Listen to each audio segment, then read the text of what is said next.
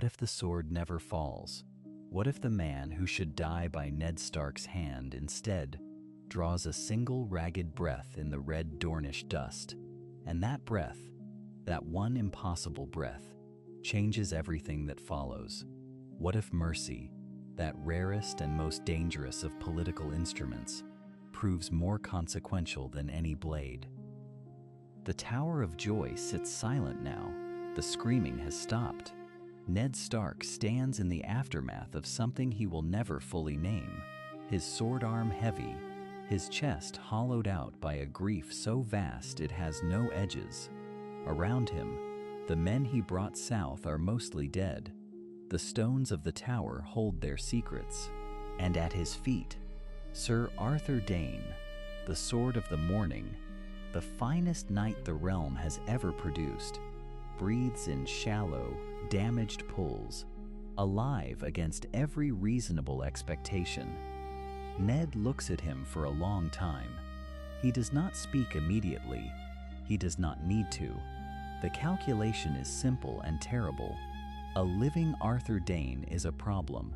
A living Arthur Dayne who knows what happened inside that tower, who knows what child Lyanna Stark gave the world in her final hours, is a catastrophe waiting to find its moment. The clean solution presents itself without invitation. It would take moments. It would be merciful, even. Ned sheathes his sword instead. What moves through him in that moment is not weakness. It is something colder and more considered than sentiment.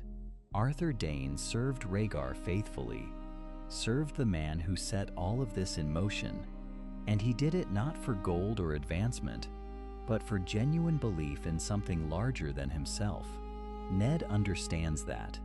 Ned, who has just made his own impossible promise to a dying woman, understands that more deeply than he would ever care to admit. And so the decision forms, not as impulse, but as architecture, deliberate, load-bearing, constructed to hold weight across years. He arranges it quietly, a wagon, a maester sworn to discretion. The long road north begins before the sun has moved much further across the sky. By the time they reach Winterfell, Arthur Dayne is neither dead nor Dane.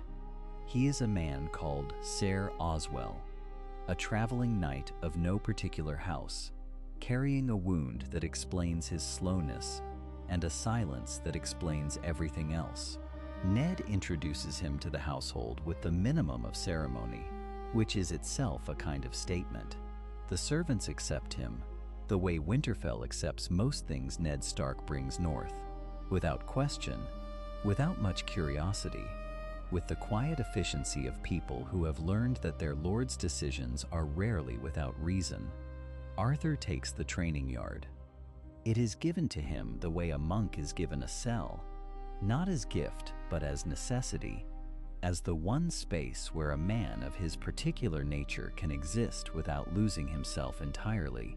He drills alone at first, moving through forms at half speed, while his body heals. The greatsword, replaced by a blunted practice blade that he wields with a precision so refined it looks effortless. The yard boys watch him from a distance. The senior men-at-arms watch him from slightly less distance and say nothing, because the things they are witnessing do not belong in the vocabulary of men who learn to fight in the cold north. He does not volunteer his past.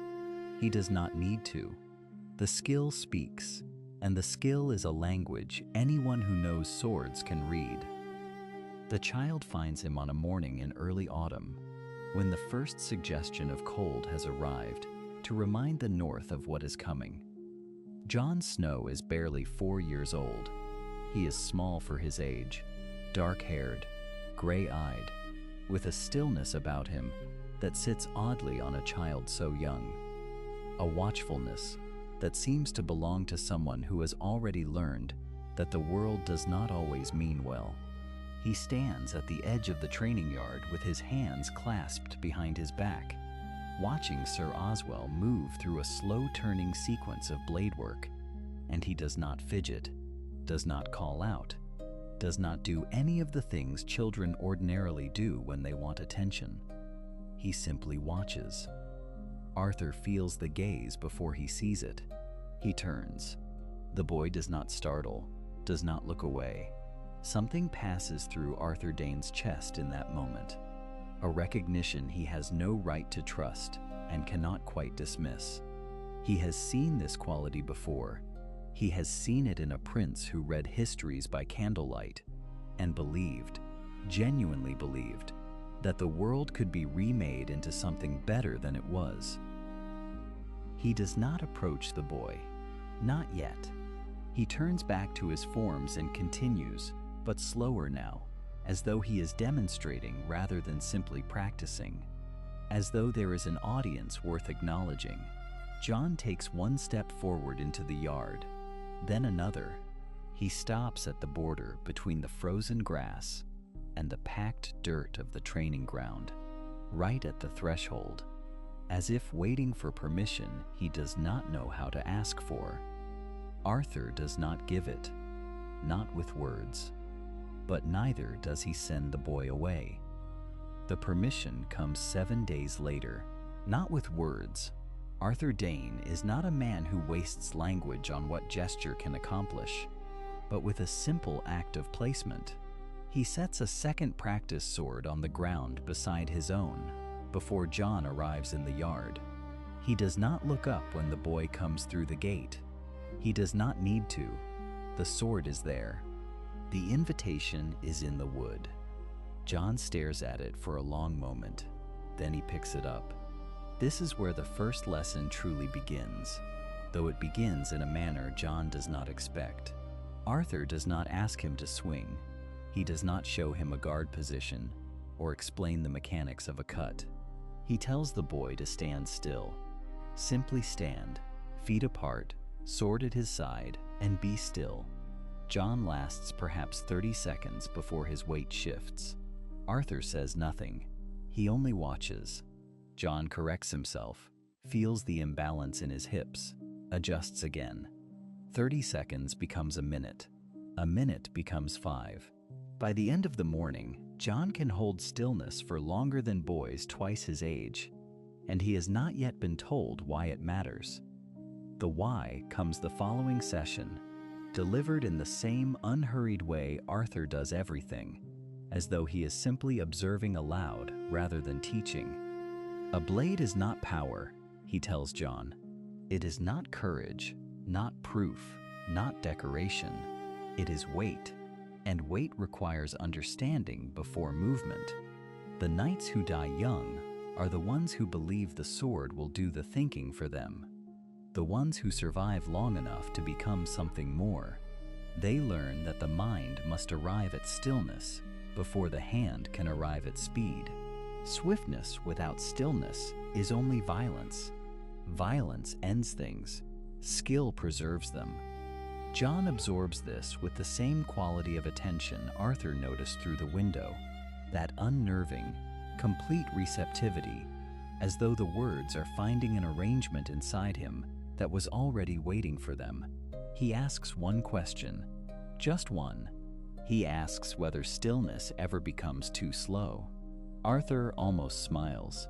He tells the boy that is the correct question. He tells him they will spend the next year finding the answer together. The footwork begins in the 3rd week.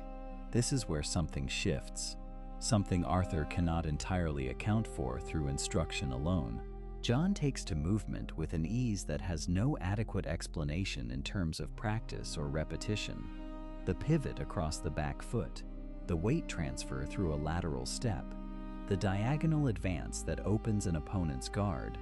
He does not merely learn these patterns, he inhabits them. His body finds the geometry of it as though recalling rather than discovering. Arthur watches him cross the yard in a sequence of linked steps, blade angled correctly, spine straight, weight centered, and something moves through Arthur's chest that is not quite grief, but sits close to it. He finds Ned Stark in his solar that evening.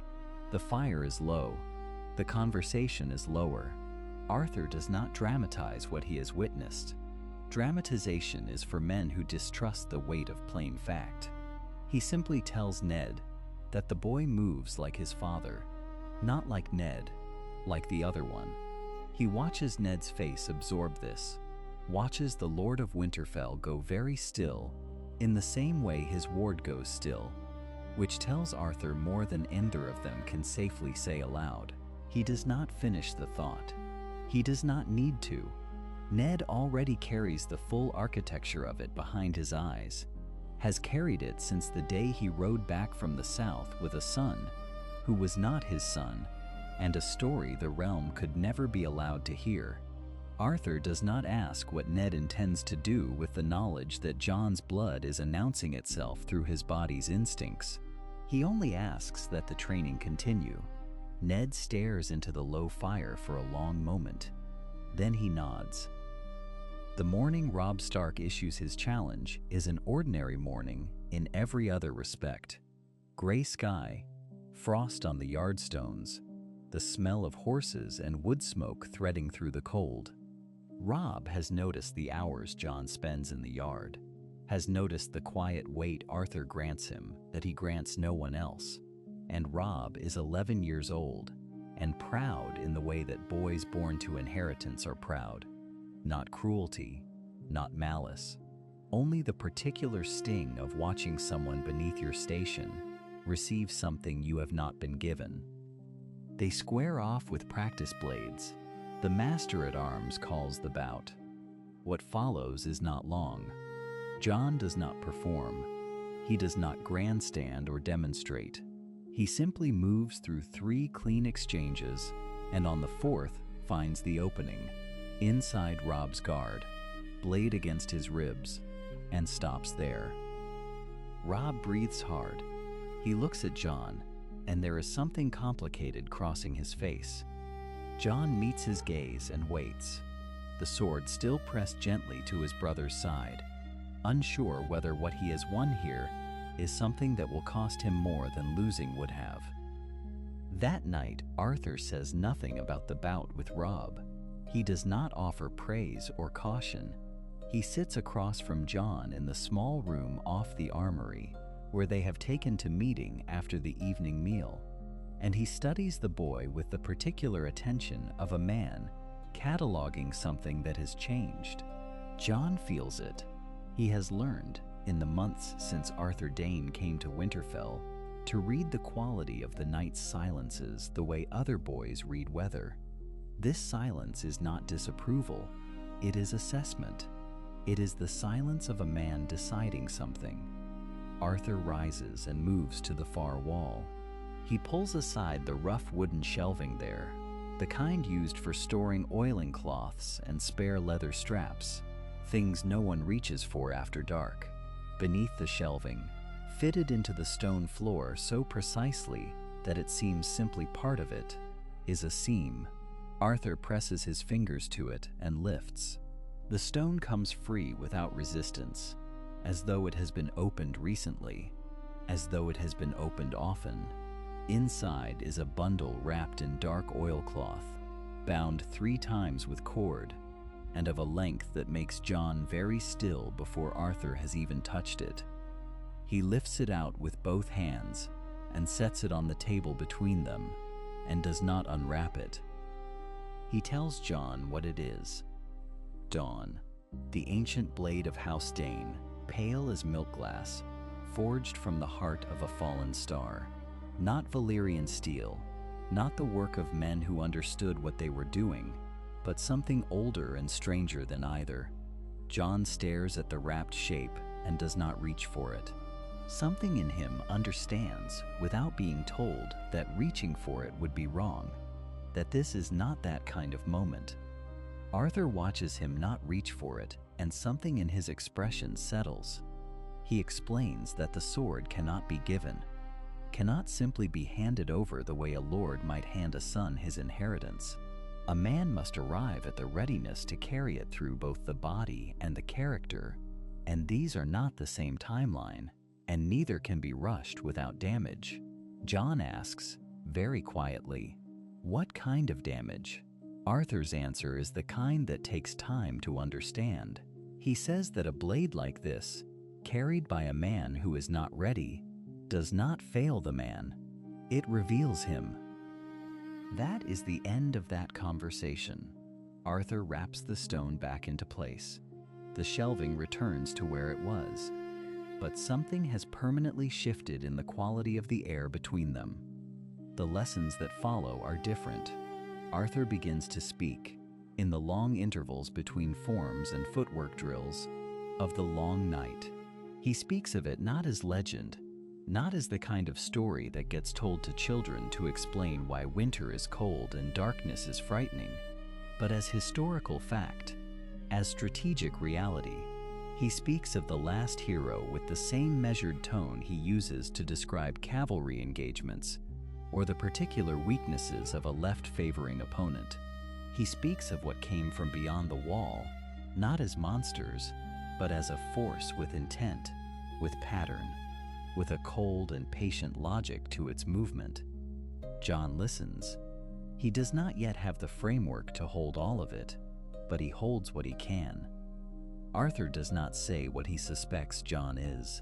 He does not frame the training in those terms. He plants the awareness carefully, the way a man plants something he does not expect to harvest himself, and he watches the boy absorb it, and he says nothing of what he sees in the absorbing.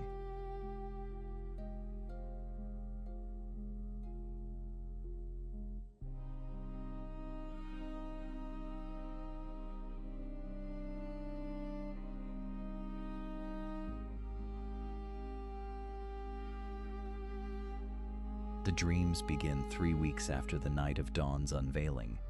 Jon does not speak of them immediately. They are not nightmares in any conventional sense. There is no violence, no falling, no shapeless dread that dissolves at waking. There is only whiteness, vast and absolute, and somewhere within it 2 points of blue light that are not stars. They are eyes. They hold a quality of attention that even in sleep, Jon understands is not indifference.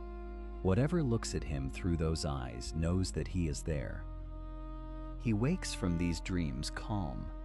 That is what troubles him most, in the end. Not the cold, not the eyes, but the calm. When he finally tells Arthur, choosing a gray morning in the yard after the other boys have been dismissed, he watches the knight's face with the same attention Arthur has taught him to use in the ring. What crosses Arthur's expression is not surprise. It is confirmation. It is the quiet arrival of something long anticipated. Arthur does not explain what the dreams mean. He says only that the training is going to become harder and that Jon should eat more at dinner, and that tomorrow they will begin work on a sequence of forms Jon has not yet been shown. That afternoon, without announcement, Arthur begins teaching Jon how to fight in total darkness. The candle is almost gone when the knock comes. Not at Jon's door. He is the one knocking, having been sent for by the maester's boy, a pale child who delivered the summons with the careful blankness of someone who has been told not to say more than the words themselves. Come now, alone. The corridor to Arthur's quarters is narrow and cold in the way that Winterfell corridors are always cold, a cold that belongs to the stone itself rather than to the season, as though the castle exhales it continuously from some deep internal source. Jon is 14. He has been 14 for 6 weeks, and there is still something in the number that feels borrowed, too large, like boots he has not yet grown into. He walks without a candle because Arthur has taught him to find his way in darkness, and because some part of him already understands that what waits at the end of this corridor is not a thing he should approach with light. Arthur is propped against the headboard of his bed, with the particular stillness of a man who has been marshaling himself for an effort. The illness that has taken him over the last month is not dramatic. It does not rage or thrash. It recedes him. There is less of him present in the room than there was before, as though the fever has been quietly negotiating his dimensions. His eyes, though, are steady. They find Jon at the door before Jon has fully crossed the threshold, and they hold him there with a quality of attention that belongs to the healthiest version of the man, unchanged, undiminished.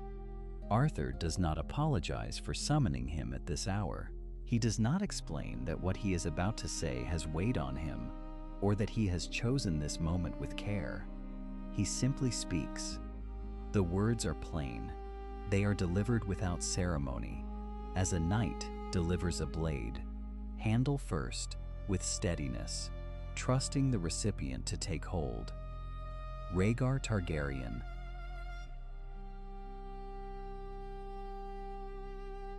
Lyanna Stark, a tower in Dorne called the Tower of Joy, and before that, a union that was not abduction and not war's beginning, though the world chose to read it as both.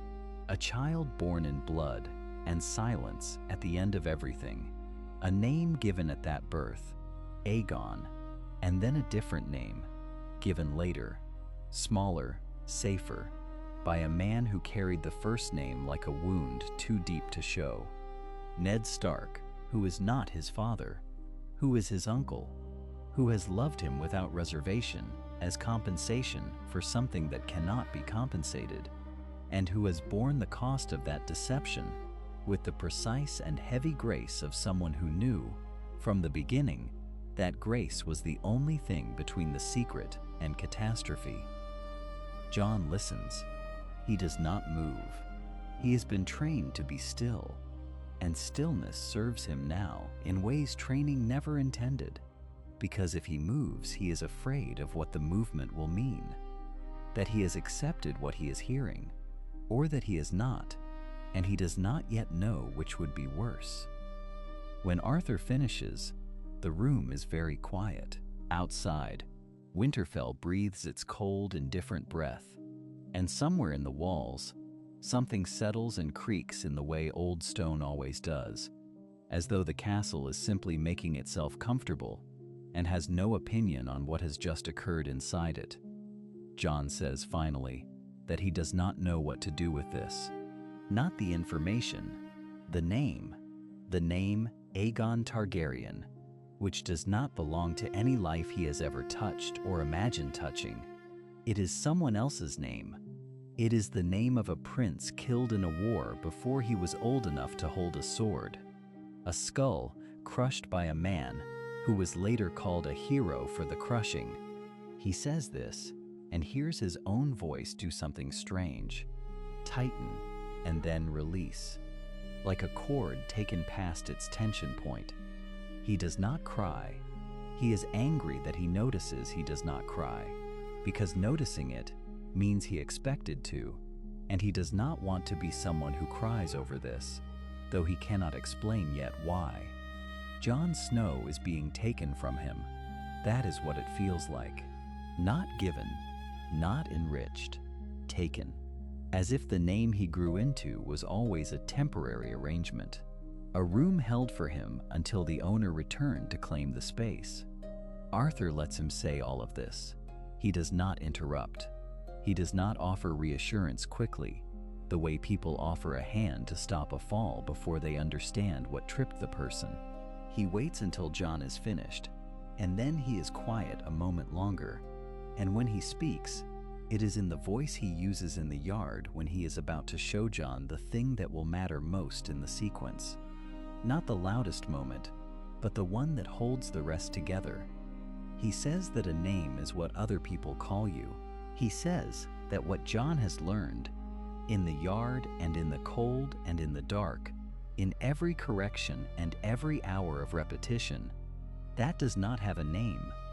He says that Ned Stark, and here he pauses, choosing the name deliberately, is the man who read to him when he was sick, and caught him when he fell, and said nothing when the other children were cruel, and stood between him and every consequence he was too young to absorb. He says that a man who does that is a father. Not a word on a document, not a line of blood, a father. Jon sits with this for a long time. Arthur does not rush him. When Jon asks why Arthur is telling him now, the answer is also plain. Because he is 14. Because the truth has a shelf after which it begins to poison rather than preserve. Because Jon deserves to know what he is navigating before he is old enough to navigate it wrong. And then, with the particular economy of someone who is tired and who has said most of what needs saying, Arthur tells him that Ned does not know this conversation is happening, that Ned will not be told it happened, that this is Jon's information to carry in the manner Jon chooses, and that if he chooses to carry it silently, that is a legitimate choice, and not a cowardly one. Jon leaves the room before the candle finishes dying. He walks back through the dark corridor with his hands loose at his sides, the way Arthur has taught him, relaxed until the moment relaxation is no longer available. At the bottom of the stair, he stops. He can hear, from somewhere in the keep, the low sound of Ned's voice in conversation with another man, something administrative and tired, the ordinary business of the Lord of Winterfell at a late hour. Jon stands there and listens to the voice of the man who is not his father and loves him like one. And the grief and the gratitude arrive together, so entangled that he cannot separate them, and he is not sure they are meant to be separated. He goes to the great hall the next morning and sits across from Robb at breakfast. Robb is talking about a horse. The details of the horse are very specific: its coloring, its temperament, some disagreement with the stable master about its training. Jon listens. He nods at the right moments. He eats his food with the focus Arthur has always demanded of him at meals, because a body that is undertrained at the table will betray you in the yard, and he is not going to be betrayed in the yard. He watches Ned move through the hall and speaks when Ned addresses him and meets his eyes directly, because to flinch would be to show something, and he will not show it. He is 14 years old, and he has just learned that the self he assembled from this place, its cold corridors, and its stone, and its name for him, was built over a foundation he did not lay and cannot now remove without bringing everything above it down. So he does not remove it, he adds to it instead, the way you build on uncertain ground, carefully, with more weight in the lower courses, with patience about the height. That afternoon, Arthur summons him to the yard again. He is not well enough to stand for long, but he does not sit. He stands at the edge of the practice space, and he watches Jon move through the forms they have been working on. And when Jon's guard drops on the left side, as it has been dropping for 3 weeks, the same old failure, Arthur says nothing. He simply looks, and Jon corrects it himself, because he knows what the look means, and because some things have not changed, and because the work continues regardless of what names are carried inside it. The news arrives from the south, the way all difficult news arrives at Winterfell, quietly, carried by riders who say little, and whose faces say everything. King Robert has summoned Ned Stark to King's Landing. The hand of the king is dead, and the king wants his oldest friend to take the chain. The riders drink their ale and sleep there one night, and are gone before dawn, and what they have left behind them is a castle that must now decide what it becomes in their absence. Jon watches his father in the days that follow. He watches the way Ned moves through rooms, the way he pauses at doorways, the way his hands find the same worn places on the same worn furniture, as if he is already rehearsing a farewell. There is something being measured in those movements, some private accounting of what he is owed and what he owes, and Jon knows better than to speak into it. He observes instead, and files what he observes, and adds it to everything else he has been taught to carry. It is Arthur who speaks first, and he speaks in the solar. and he does not wait to be invited into the conversation. He tells Ned plainly that the wall will come for Jon in its own time, on its own terms, and that sending the boy north now would be sending him half-formed, a blade not yet hardened. Ned listens with his arms crossed and his eyes on the window. The argument is not a short one. Arthur does not make it comfortable. He presents it as a strategist presents a position, not with emotion, but with logic stacked on logic, each layer load-bearing, each concession acknowledged before it is made. Jon stands in the corridor and hears enough. He does not hear everything. He does not need to. When Ned agrees, he does not announce it. He simply tells Jon the following morning, without ceremony, that he is to remain at Winterfell, that he is to continue his instruction, that he is to serve his brother when service is needed, and serve the North above all. Jon says, "Yes, my lord," and means it in every direction the words can possibly point. He watches his father ride south 3 mornings later. The column stretches out through the gates in the gray early light. Horses, riders, the Stark banner catching the wind and then falling back. And Jon watches from the battlements with a dread he cannot fully name and does not try to. It sits below language, that feeling, below the reach of anything Arthur has yet taught him to manage. It is pure animal instinct, the sense that something is leaving that will not return in the same shape it departed. He watches until the column is small, and then until it is gone, and then he stands alone on the battlements for a while, with his hands on the cold stone. Arthur finds him there. He does not offer comfort, because comfort would diminish what is being felt, and Arthur has no interest in diminishing things Jon needs to feel fully. He says, instead, that fear which cannot be named is still fear, and fear has only one useful destination, which is forward motion. He does not say it gently. He says it the way you hand someone a tool, directly, with the expectation that it will be used. Jon takes it. He turns it over in his mind, and then he goes back down to the yard. The weeks that follow are relentless.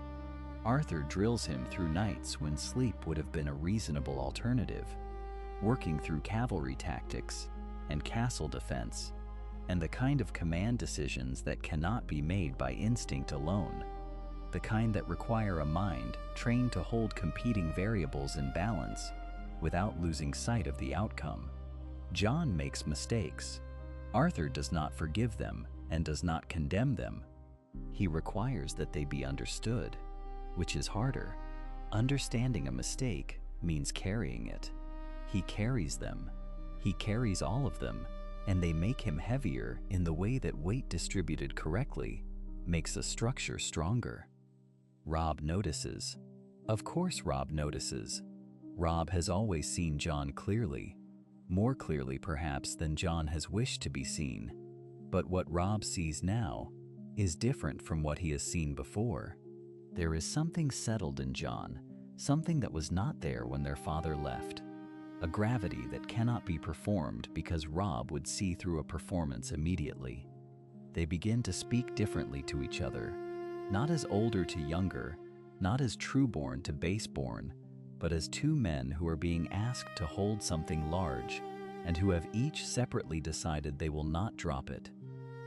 One evening they sit together in the great hall long after the tables have been cleared, and Robb spreads a rough map across the wood and begins asking questions about the bannermen, about supply lines, about what it would mean to call a muster, and how long the process would actually take if it were actually required. He does not say why he is asking. Jon does not ask. He answers each question carefully, thoroughly, drawing on everything Arthur has put into him. And somewhere in the middle of the third question, Robb stops, looks at him, and says that he is glad Jon stayed. Jon says nothing for a moment. Then he looks back at the map, and he points to a position Robb has not accounted for. The raven arrives on a Tuesday morning, gray and cold, the kind of morning that feels like the sky itself is withholding something. The bird is exhausted, its feathers slick with the residue of hard travel, and the maester's hands are not entirely steady when he unrolls the message and carries it to Robb. What follows is not grief, not immediately. What follows is a kind of stillness that is worse than grief, the stillness of a fact that has not yet been absorbed, sitting in the room like a stone dropped into still water before the rings have begun to move outward. Ned Stark has been arrested. The charge is treason. Robb reads the message twice. Then he sets it down. Then he picks it up and reads it again, as if the words might rearrange themselves into something less catastrophic on the third pass. They do not. Jon is present when it happens. He stands near the window and watches Robb's face move through the stages of it. The disbelief, the rage beginning to surface beneath the disbelief, like heat beneath ice. And he feels something very similar moving through him. The same heat, the same instinct to act, to move, to do something with the hands rather than stand here and absorb a piece of news this enormous. He does not act on it. Arthur's voice is already in his head before he has consciously summoned it. A man who acts in rage hands his enemy the first move. Let them act in rage. You act in purpose. Robb is already speaking about the banners, about riders, about how many swords the North can put into the field and how quickly they can be assembled. His voice is controlled, but the control is working very hard, and beneath it, there is something that wants to break every piece of furniture in the room. Jon understands it entirely. He feels it himself, but he lets Robb speak until the first wave of it has passed, and then he says, quietly, that they need to think before they move. Robb looks at him. Jon does not flinch. He says it again, in different words. He says that marching south in fury, without a plan, will add Stark bodies to the count, not subtract from it. He says that the Lannisters have King's Landing. They have the king. They have Ned. And they will be watching every road south for exactly the kind of response Robb is describing. Cavalry moving fast, banners raised, the North making itself visible and loud, and therefore predictable. He says that visible and loud is how you lose. Robb is silent for a long moment. He is not agreeing yet, but he is listening. Arthur is brought into the solar that evening. He moves slowly now, the old knight, the weight of his years settling into him in ways that the body cannot hide. The careful way he lowers himself into a chair, the slight tension around the eyes that speaks of pain he does not name. But his mind is entirely present. It has not softened. If anything, age has distilled it, stripped away everything but the essential architecture of a mind that spent 40 years thinking about power and how it moves. He listens to everything without interrupting. Then he is quiet for a time. When he speaks, he does not speak about armies. He speaks about Dorne. House Dayne, he says, has never forgotten what it owes to Rhaegar's memory. That is not a debt that expired with the rebellion. It simply went underground, the way debts do when the creditor can no longer collect. And the Martells lost Elia. They lost her children. They have nursed that wound for 15 years in a court that expected them to be grateful for the privilege of nursing it quietly.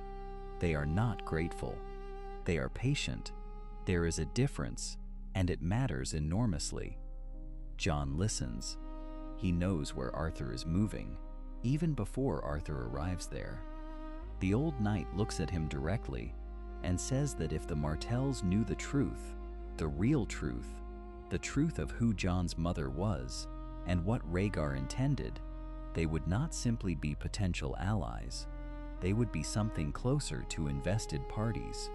They would be fighting, at least in part, for the legitimacy of a lineage they believed had died on the Trident. The room is very quiet. Jon sits with it.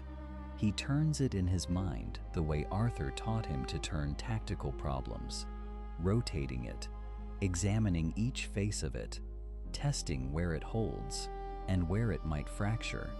The risk is enormous. The information, if it reached the wrong ears, would not simply be dangerous to Jon, it would be fatal. But Arthur is not suggesting he send the truth in a raven.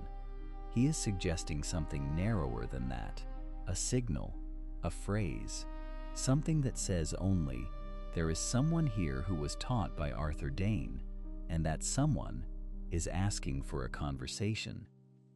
Jon goes to the writing table. He dips the quill. He writes 6 words that Arthur gives him, a recognition phrase so old and specific that only someone who had trained in the Dayne household would know it, and he signs nothing beneath them except a single unadorned sword. The raven is sent before dawn. Outside, the snow has begun again.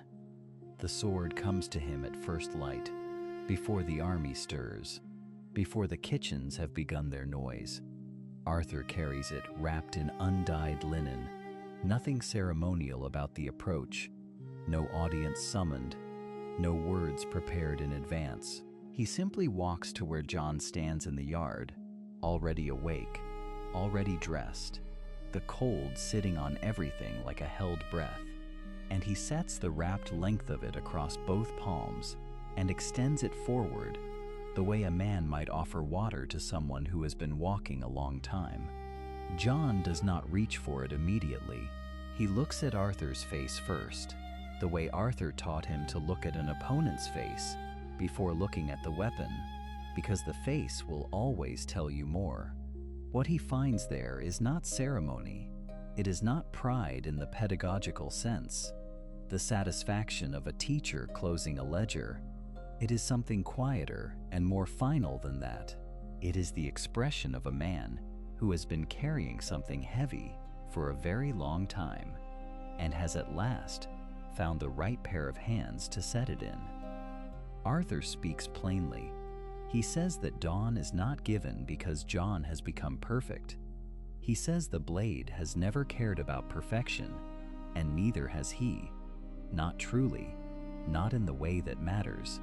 What the sword requires, the only thing it has ever required, is that the person holding it understands why the perfection is beside the point.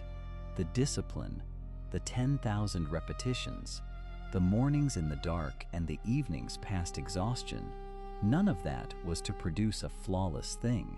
It was to produce a clear one, a man with no clouding in the glass, a man who could hold power without being distorted by it.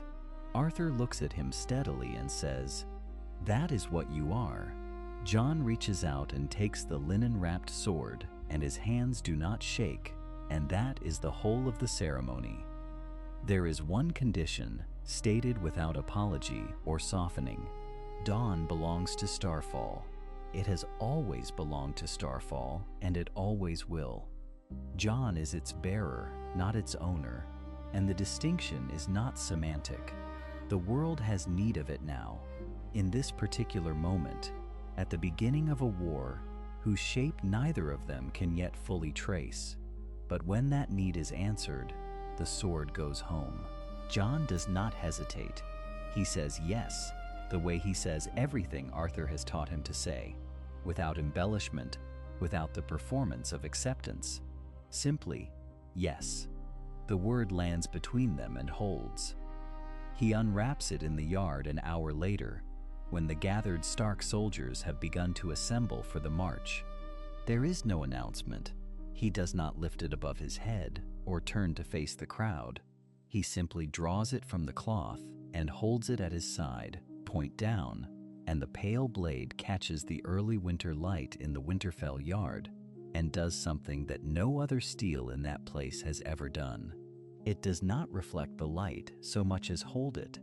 the way deep water holds the color of the sky, the white blade going luminous and enormous in the gray morning, and the effect moves through the assembled men like a current moving through still water. The talking stops. The shuffling stops. A sergeant near the gate stops mid-sentence, his mouth still open around a word he does not finish. And then, one by one, and then in clusters, without any order given, without any social permission sought, men go to a knee. Not all of them, but enough that the ones who remain standing look around and reconsider, and several of them follow. Jon watches it happen and keeps his face still, the way Arthur taught him. He does not command the moment. He lets the moment be what it is. Arthur is gone by the time Jon returns to the castle that evening. Not fled. The word does not apply. He is simply in his room, and then, without drama or summoning, without any visible diminishment or struggle, he is finished. The maester is quiet about it. There is no suffering to report. He simply crossed some threshold in the night and did not cross back. And the room is very still when they find him, and there is a sealed letter on the small table beside the bed, with Jon's name on the outside in Arthur's handwriting, precise as everything he ever did. Jon breaks the seal alone. He reads it twice. The first time, his breathing is careful and controlled. The second time, something behind his eyes goes bright and unsteady, and he lets it, just for a moment, because Arthur is not here to see it, and Arthur would probably allow it anyway. The letter confirms what Howland Reed's words had begun to build. It confirms the lineage, the tower, the names.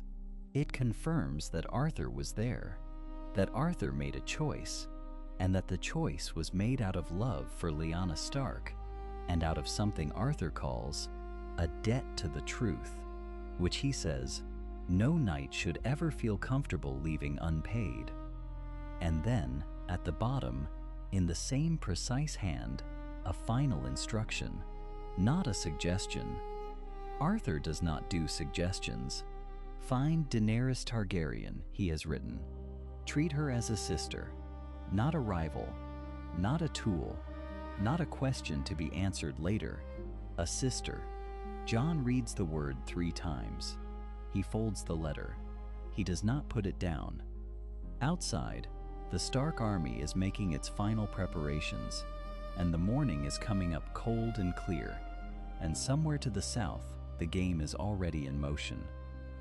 He carries the letter folded against his chest for 3 days before he speaks of it to anyone, and in those 3 days he fights 2 skirmishes, rides through a night of freezing rain, and watches Robb Stark make the first of what would have been, in another world, a long and fatal series of mistakes. The mistake is not large. That is the nature of the dangerous ones. Robb has received word that a Lannister supply column is moving through the pass near Oxcross, lightly guarded, and the hunger for movement is visible in the set of his jaw, in the way his fingers find the edge of the map and press down. He wants to strike. He wants to move fast and strike, and remind the Lannisters that the North is not a thing to be bled slowly. Jon understands this. He has felt the same pull. Arthur spent years teaching him what lives inside that pull, and why it must never be allowed to make decisions unaccompanied. He asks Robb a single question, not about the column, about Walder Frey. The silence that follows is brief but instructive. The lesson Arthur returned to, more than any other, was not about swords. It was about the weight a promise carries when the person receiving it has nothing else to hold on to. Walder Frey is old and sharp-eyed, and has been overlooked and condescended to for the length of a long life. And the crossing at the Twins is not merely a tactical asset. It is the only dignity the man has ever been able to compel from the world. Jon does not say all of this. He says only that the column at Oxcross will be replaced, and that the Frey crossing will not. Robb looks at him for a long moment. Then he sends a rider south, not toward the pass, but toward the twins, with a message that is formal and respectful and contains within it the shape of a renewed commitment. It is a small thing. It is not a small thing. The war moves through its seasons with a different quality than it might have held. There is still blood. There are still nights where the fire burns low and men sit with the specific silence of those who have counted friends and found the number short. But the Stark alliance does not fray at its edges the way it was always going to fray. Robb listens, not always immediately, and never without the tension of a young king measuring counsel against instinct, but he listens, and in the listening, a dozen small disasters fail to compound into the catastrophe they were always building toward. The wedding that was never announced, the insult that was answered with words instead of an absence, the Karstark blood cooled before it could boil over. None of these moments announce themselves as pivotal. They never do. Oberyn Martell arrives on a gray afternoon in the third month of winter's approach, riding at the head of a Dornish escort that moves with the kind of easy precision that suggests it could become something far more dangerous without changing its pace. He comes unannounced in the sense that no formal herald preceded him, though Jon had known something was coming from the moment he sent the second letter south, the one written in the Dane code that only Arthur and those Arthur chose to trust would recognize. When Oberyn dismounts and stands in the yard and looks at Jon with those dark, measuring eyes, there is a pause that contains several things at once. Surprise, held down by composure, recognition wrestling with doubt, and then a grief so briefly visible it might have been missed by anyone not trained to watch for the things people do not mean to show. He speaks the countersign first. Jon answers. Neither of them looks away. Oberyn had loved Elia. This is not a political fact. It is the kind of fact that sits in the bones and does not shift, regardless of what is negotiated or agreed above it. But he had also loved Arthur Dayne, in the way that men who spend years in proximity to someone extraordinary find themselves bound to that person without ever choosing it. When Jon shows him the letter, not all of it, but the relevant lines, the ones that establish the chain from the tower to the naming to the choice Arthur made, Oberyn reads it twice. Then he looks up at Jon's face with an expression that is not soft, because Oberyn Martell does not do soft, but that is something adjacent to it, something that recognizes what it is looking at and understands what that recognition costs.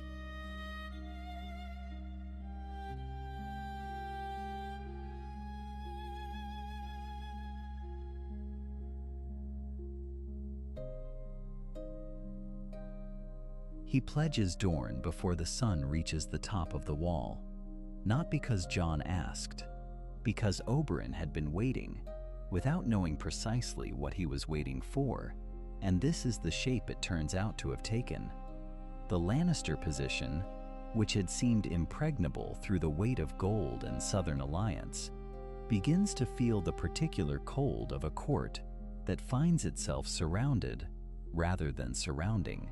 Joffrey rages in ways that illuminate exactly how little he understands what is happening, and in the small rooms beneath the rage, Tyrion Lannister sits very still, looking at maps, and begins to calculate differently. The ravens come at night, as ravens always do when the news inside them cannot wait for morning. Jon is still awake when the first one arrives, and the second, and the third, each bearing the black wax of the Night's Watch and the particular urgency of men writing from beyond the edge of the known world. He reads them in order. He reads them again. Then he sets them on the table and does not move for a long moment, his hands flat against the wood, his eyes on the middle distance where the words are still arranging themselves into their true shape. Arthur had told him this would come. Not in prophecy. Arthur Dayne had no patience for prophecy as theater, for the vague and glittering language men use when they want to sound wise without committing to anything specific. He had told Jon in the way a good teacher tells a student difficult things, plainly, early, repeatedly, until the understanding was so deep it had become indistinguishable from instinct. "There is a cold in the world that is older than kingdoms," he had said, "and every generation of men forgets it, because forgetting is easier than preparing, and preparation costs things that comfort does not. The Night's Watch holds the wall, but the wall holds nothing if no one remembers what it is holding against. The ravens describe a catastrophe in degrees. Ranging parties lost beyond the fist of the first men. Wildlings moving south not as raiders but as refugees, their faces carrying something that even hardened black brothers recognize as a terror older than themselves. And then the thing the stewards had written around, circled, approached sideways before finally committing it to ink. Dead men walking, dead men fighting, dead men that do not stop when they should. Jon reads that line a third time. Then he calls for Robb. The conversation that follows is not easy, and it was never going to be. Robb Stark has spent months fighting a war that began because of their family, and has cost their family more than either of them has fully allowed himself to calculate. He has earned the right to believe the fight is here, in the South, where the names of the dead are names he knows. But Jon lays the ravens out between them, and Robb is Ned Stark's son in the ways that matter most, which means he reads carefully and thinks before he speaks, and does not let what he wants to be true contaminate what the evidence is actually saying.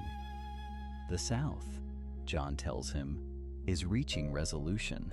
Not quickly, not cleanly, but the shape of it is visible now. Oberyn's allegiance has shifted the board in ways that cannot be unshifted. Tyrion Lannister is calculating exit routes rather than offensive positions, and the Lannister gold that once felt inexhaustible is beginning to feel finite in the way all finite things eventually reveal themselves. Robb can manage what remains. Robb is more than capable. This is not abandonment. This is the reason Arthur spent 15 years teaching a boy in the desert instead of teaching him in a comfortable hall somewhere south of the Neck. Robb is quiet for a long time. Then he nods. He does not say he understands, because understanding and acceptance are not always the same thing, and Robb is honest enough not to pretend otherwise. But he takes the maps, he asks the right questions, and when Jon leaves the room, Robb is already bent over parchment, already thinking like the commander he has become. The ride north takes weeks, and the road accumulates a particular gravity as it goes. The Dornish spearman Oberyn has sent Ride in disciplined formation, their red and orange cloaks incongruous against the gray and brown of the northern landscape, a visible argument in cloth that the world south of the wall is paying attention now. Jon rides at their head with Dawn at his hip, not because he intends ceremony, but because the men who carry meaningful objects into meaningful places understand that the object and the place must be allowed to speak to one another. Castle Black receives him with the complicated expression of an institution being forced to update its categories. The Lord Commander had prepared a reception appropriate for a notable Southerner, courteous, measured, slightly condescending in the way of men who believe that whatever they are defending is something no outsider can truly comprehend. Jon listens to the prepared words politely. Then he begins to speak, and something changes in the room, in the way temperature changes, gradually, and then all at once. He knows things.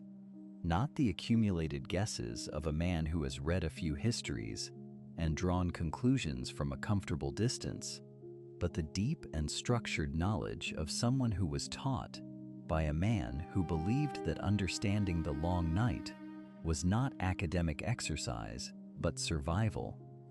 He speaks about obsidian. He speaks about fire. He speaks about the signal networks that once ran the length of the wall in coordinated chains and have since been allowed to fall into disrepair, each castle assuming someone else was maintaining them. The Lord Commander's expression moves through several phases: skepticism, reluctant attention, the particular discomfort of a man who has been responsible for something longer than he has been prepared for it. Jon places his hand on the table where the maps of the wall are spread, 17 castles and their distances and their current garrison strengths, and he begins to talk about the ones they need to reopen first. The dead do not come all at once. That is the first thing Arthur Dayne ever taught him about an enemy that cannot be reasoned with. They come in waves, and the waves are not random, and the man who watches the pattern long enough begins to see the logic underneath it. Jon has watched. He has mapped the movements, traced the lines of cold across the northern territories, like a surgeon reading a body for signs of spreading illness. By the time the first true wave breaks against the defenses north of Winterfell, the ground it breaks against has been chosen with the patience of someone who understands that terrain is not backdrop but weapon. The kills are set 3 miles back from the obvious approach, where a frozen creek bed forces any advancing column into a narrowing. The obsidian caches are buried at intervals along the withdrawal routes, marked with stones that only the riders who placed them will recognize. The signal fires run in chains now, restored to their old purpose, through weeks of grinding, unglamorous labor that most lords would have dismissed as unnecessary preparation for a threat they could not yet see. Jon saw it. He prepared for it. And when the dead come, they come into ground that has already been arranged against them. There is a coldness to the campaign that unsettles men who expected something else, who expected heroism to look like a single blade raised against impossible odds. What they see instead is a coordinated erosion. Forces pull back when the enemy advances, drawing the whites into corridors. Other forces collapse those corridors from the flanks. The dead are strong, and they are many, but they are not adaptive. They do not change when the plan fails. They push forward, because pushing forward is all they know, and Jon uses that certainty against them, the way a river uses a stone, finding the line of least resistance and following it until the stone is somewhere other than where it began. 3 moves ahead, always 3 moves ahead. He hears Arthur's voice in the counting of every engagement, in the way he positions his reserve cavalry, not where they are needed now, but where they will be needed when the situation shifts, in the direction he has already calculated it will shift. The northern lords see results where they expected ruin, surviving where they expected to be overwhelmed. The cold mathematics of attrition doing what desperate valor alone never could. But mathematics eventually resolves to a single point, and Jon knows it. The Night King does not press through every corridor. He waits, watching, and Jon can feel the watching the way he has always felt the weight of a teacher's attention, the particular pressure of being assessed by something ancient and patient and entirely without mercy. He rides out to meet it on his own terms, on ground he has chosen, at a time he has calculated. Dawn is at his side, not carried as a trophy or a symbol, but held with the loose certainty of a man who has spent years learning to use what a sword actually is. What follows is not a duel in any conventional sense. It is 2 different kinds of understanding, meeting at a point where only one can continue. The Night King moves with the terrible confidence of something that has never genuinely lost. And Jon counters with the only advantage Arthur Dayne ever truly gave him: the understanding that confidence is itself a pattern. and patterns can be broken. He sees the opening 3 exchanges before they happen. He does not win because he is stronger. He wins because he is earlier. Dawn finds its mark. The sound the Night King makes is not a scream. It is an absence, a pressure releasing, a cold that has built across generations simply stopping. The whites collapse in cascading silence, falling where they stand, across the length and breadth of the battlefield, across the ice and the broken ground, and the approaches to every castle that still stands. The long night does not end with a roar. It ends with quiet, spreading outward from a single point like ice cracking on a spring river, inevitable and then complete. Jon stands in the aftermath, and the torches burn steady in air that no longer moves with unnatural cold. Around him, the living begin to understand what has happened. Not all at once, gradually, and then all at once. It is into this stillness that she arrives. Daenerys Targaryen comes not as conqueror, but as witness, her dragons banking over the field in slow passes that cast great moving shadows across the dead, who are now simply dead. She has seen the battle from above. She knows what was accomplished before any formal words were spoken, and when she descends and they stand facing each other on the open ground north of Winterfell, there is no pretense available to either of them. Jon speaks first. He gives her his name, his true name, the name that connects everything, the name that rewrites the map of every claim and every right and every assumption about who stands where on what board. The Northern Lords hear it. Her advisors hear it. The dragons, circling still, seem not to care. Daenerys looks at him for a long moment with an expression that moves through several chambers before settling somewhere that is not anger and is not relief, but is the particular stillness of someone whose certainty has just encountered something it was not built to contain. "Then we have a great deal to discuss," she says. They discuss for 3 days.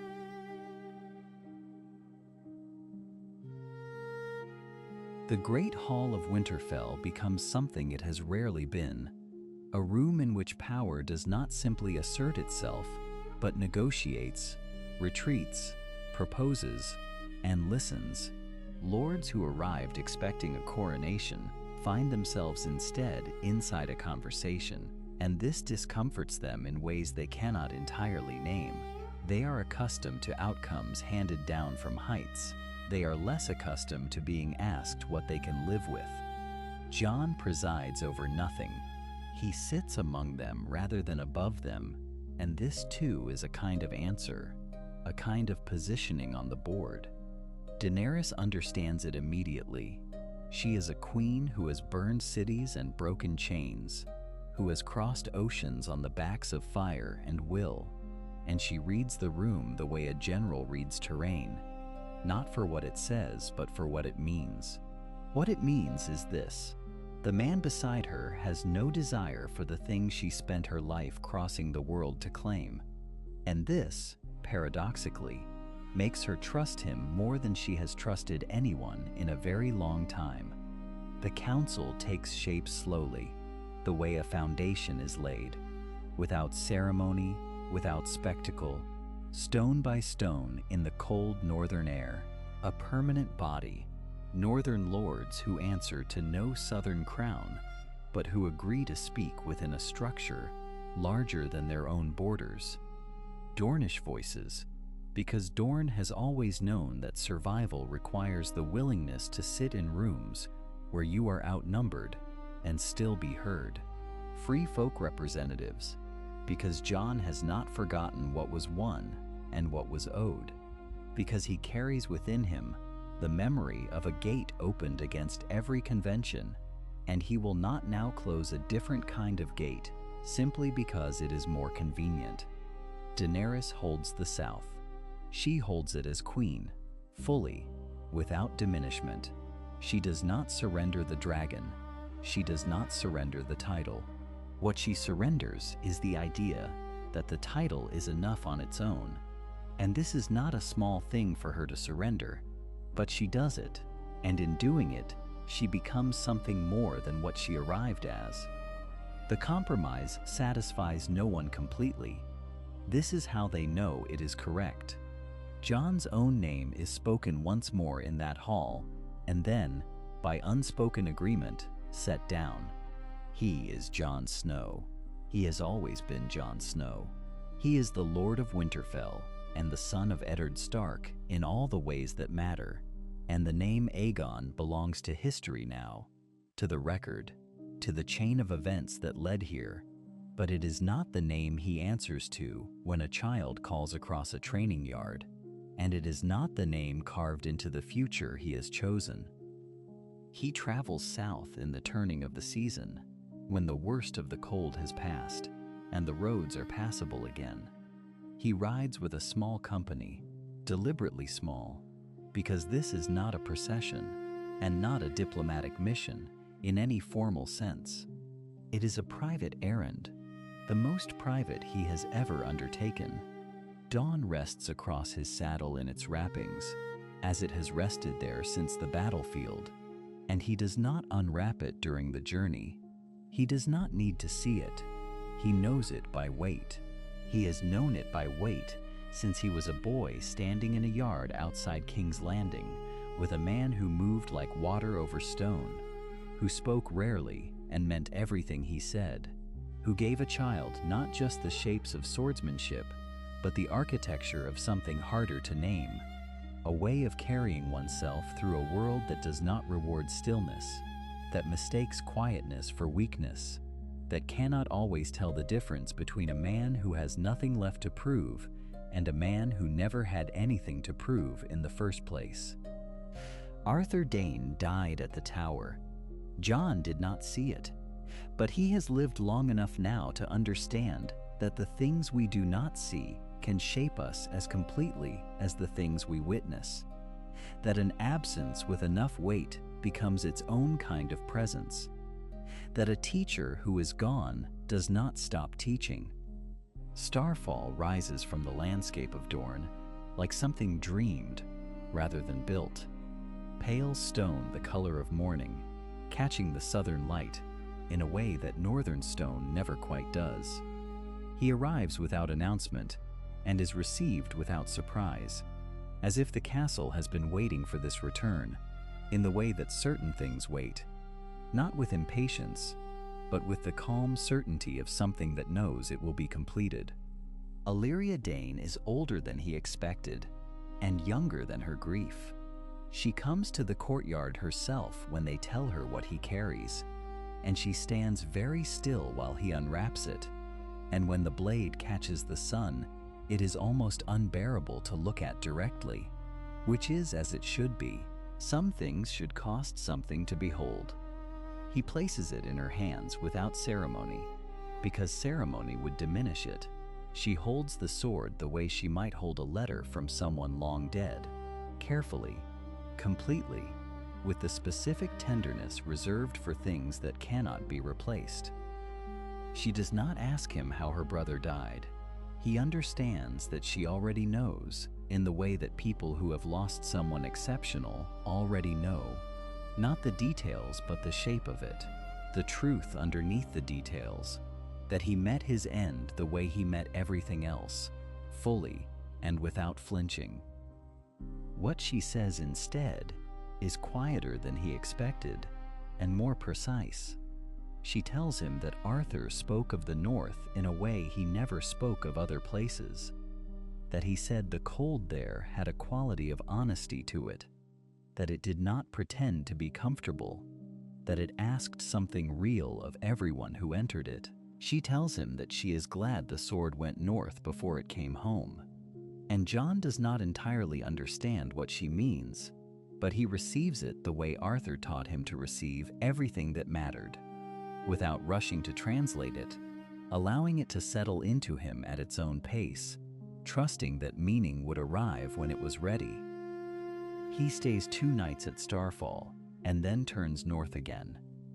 The years that follow are not uneventful, because no years are entirely uneventful, but they are years of a particular kind. Years that accumulate rather than escalate, that build something rather than consume it. The council meets. Disputes are argued and resolved, and argued again in the endless human fashion. Daenerys rules the South with the iron and the fire and the hard-won wisdom of someone who has survived her own worst impulses and come through changed. Letters pass between Winterfell and the South with regularity, and the tone of them shifts over time in the way that the tone between two people shifts when trust is earned rather than assumed. Jon trains the young. This is what he returns to, season after season, in the yard at Winterfell, where the cold makes the breath visible, and the ground is hard and unforgiving, and exactly right for the purpose. They come to him in the morning, children of lords and children of free folk, and children of no particular family at all, and he teaches them the way he was taught, which is to say, he teaches them slowly, without spectacle, beginning always at the beginning regardless of what they think they already know. He teaches them that the sword is a responsibility before it is a weapon. He teaches them that stillness is not the absence of readiness, but its fullest expression, that the fighter who has stopped all unnecessary movement has not become less dangerous, but more. He teaches them that the man who fights only for glory has already decided something about himself that will cost him everything at the moment that matters most. He does not tell them who taught him these things. He does not need to. The lessons carry their own lineage. They always have. In the evenings, when the yard is empty and the cold comes down fully and the stars over Winterfell are bright with the particular ferocity of winter stars, Jon sometimes stands alone in the space where the day's training happened and lets the quiet gather around him. He is not a young man anymore.